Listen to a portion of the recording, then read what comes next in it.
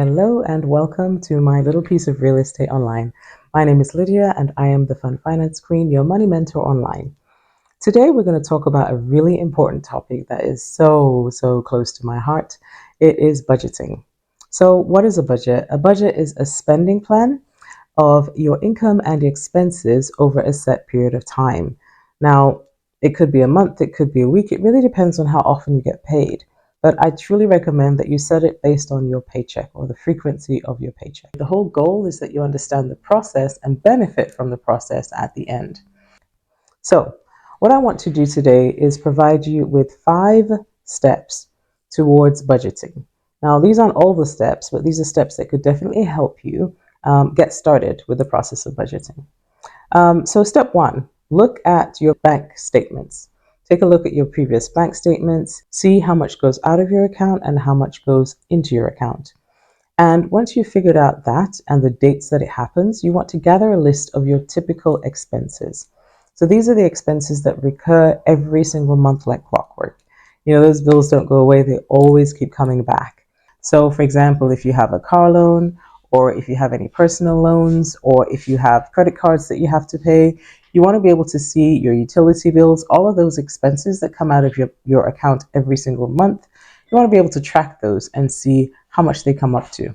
You want to be able to see what those typical expenses are that always recur. Once you've gathered those and put them on a spreadsheet maybe, your next step would be to add any miscellaneous costs.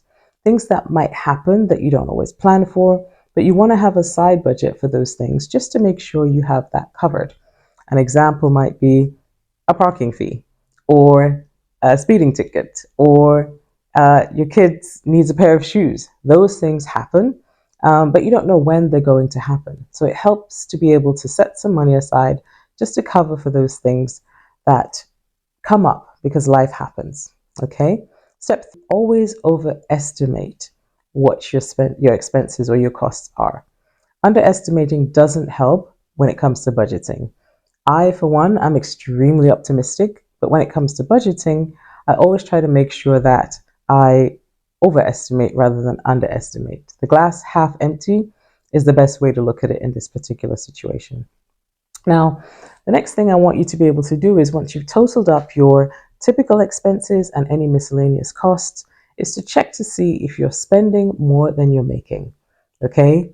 If you are, what we can do at that point is either cut back, or you can find a way to increase your revenue or your income. Now, that is a major decision, and you need to be able to take some time to figure out how you're going to do those things. How you're going to either cut back or try to find a way to increase your income.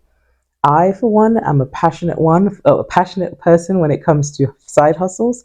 And the next video I made will actually have some of those side hustles listed, so you can figure out ways to increase your income if you need to, so you can actually balance your budget or find a way to actually have savings.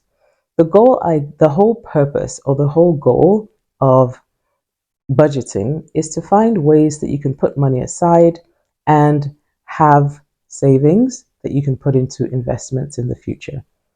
I hope you got something out of this. But of course, if you have any questions, please put them in the comments. If you feel like there was something that wasn't explained properly, I'd be happy to get into that or explain that in the comments with you below.